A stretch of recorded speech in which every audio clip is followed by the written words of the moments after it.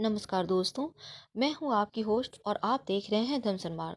4 मार्च 2019 को सोमवार ही महाशिवरात्रि है, जो अपने आप में अद्भुत संयोग है। और करें आप इन 7 में से कोई भी एक उपाय, फिर देखिए धन कैसे बरसता है। तो सबसे पहले हम सबसे पहला महा उपाय बतलाते हैं, और ये सच में महा उपाय है। महाशिवरात्रि अब 2 ही 4 दिन है देरी, और शिव जी के लिए अभी से हम एक्साइटेड हैं। महाशिवरात्रि इस बार का है और हम तो शिव भक्त हैं ही। महाशिवरात्रि को बहुत सारे वैसे तो लोग पूजा पाठ में विधि विधान करते हैं, तो हम आपको सबसे आसान और सबसे ज़्यादा पावरफुल बतलाते हैं। आपको हमारे धर्म ग्रंथों में वर्णित है, खुद से अगर आप शिवलिंग का निर्माण करते हैं और पूजा करते हैं तो उसका फल ही अलग होता है। आप अपने घर में भी शिवलिंग को तैयारी कर बनाकर पूजा कर सकती हैं, मिट्टी से, बालू से, बहुत कोई आटा से भी तैयार करते हैं। तो आइए हम आपको कुछ हमारे धर्म ग्रंथों के अनुसार शिवलिंग तैयार करने के लिए एक विशेष विधान है। अगर इस विधि से आप शिवलिंग तैयार कर पूजा करते हैं तो आपकी हाथों हाथ मनोकामना पूर्ण होगी, इसकी गारंटी है। आपको चाहिए शुद्ध चिकनी मिट्टी, दही, घी, शहद, गुड़, गुलाब जल, गाय का दूध, इत्र, चंदन का, केसर, कपूर, रक्त चंदन, बेल और धतूरे के बीज।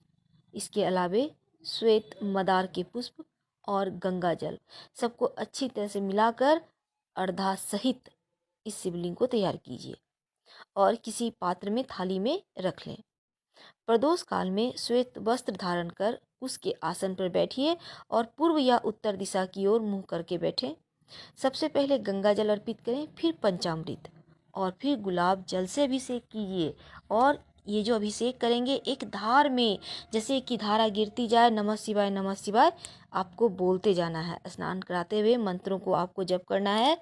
ओम भवं देवं तर्पयामि, ओम सर्वदेवं तर्पयामि, ओम ईशान देवं तर्पयामि, ओम पशुदेवं तर्पयामि, ओम रुद्रदेवं तर्पयामि, ओम उग्रदेवं तर्पयामि, ओम भीमदेवं तर्पयामि, ओम महांतं देवं तर्पयामि।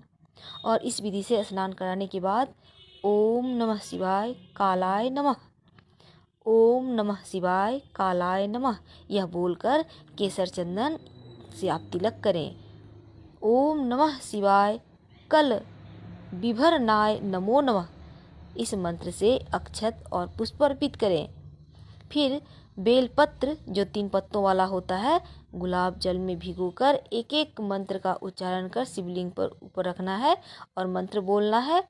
ओम आकाश तत्वां पार्वती महेश्वराभ्याम नमः, ओम वायु तत्वां सती महेश्वराभ्यां नमः, ओम जल तत्वां उमा महेश्वराभ्यां नमः, ओम पृथ्वी तत्वां प्रकृति तत्वां नमः, ओम अग्नि तत्वां महेश्वराभ्यां नमः, ओम अग्नि तत्वां शक्ति महेश्वराभ्यां नमः।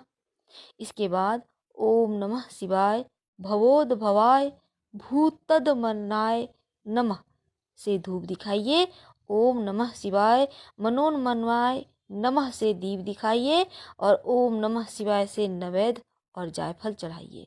इसके बाद लौंग इलायची के साथ तांबुल यानी पान के पत्ते को अर्पित करें, और पान के पत्ते पर होगा एक सुपारी, उसमें मौली धागा लपेटा हुआ, और दक्षिणा रखिए 11 रुपया 21 रुपया जो भी रखिएगा, सिक्का रखिएगा। इलायची, लौंग और कुछ मीठा चीज़, मिश्री, गुड़, आप कुछ भी उस पर रख दें और फिर शिव जी को अर्पित करें। ये जो आपने अगर इस विधि से पूजा कर लिया तो फिर शिव जी की कृपा आपके ऊपर होने से कोई रोक ही नहीं सकता। दूसरा उपाय है, अगर आपका विवाह नहीं हो रहा है, बहुत परेशानियां हैं, तो ऐसे में आप इस दिन फास्ट रखिए। आप लड़की हो या लड़का हो, ये दोनों के लिए है। और 108 बेलपत्र ले आएँ, अगर नहीं है तो एक बेलपत्र भी ले आएँ, उस पर चंदन से राम लिखें और नमः शिवाय बोलकर शिवलिंग पर अर्पित करें। फिर से उस बेलपत्र को उठाइए, अगर आपके पास एक ही है तो उसको धोले पानी से हल्का सा शुद्ध कर लें, फिर से चंदन से लिखें राम और फिर से अर्पित करें नमः शिवाय। इस तरह से 108 बार आपको अर्पित करना है। अगर 108 बेलपत्र है तो अति उत्तम है, और ऐसा करने से आपको मनोवांछित फल वर की वधु की भी प्राप्ति होगी और शीघ्र विवाह भी होगा।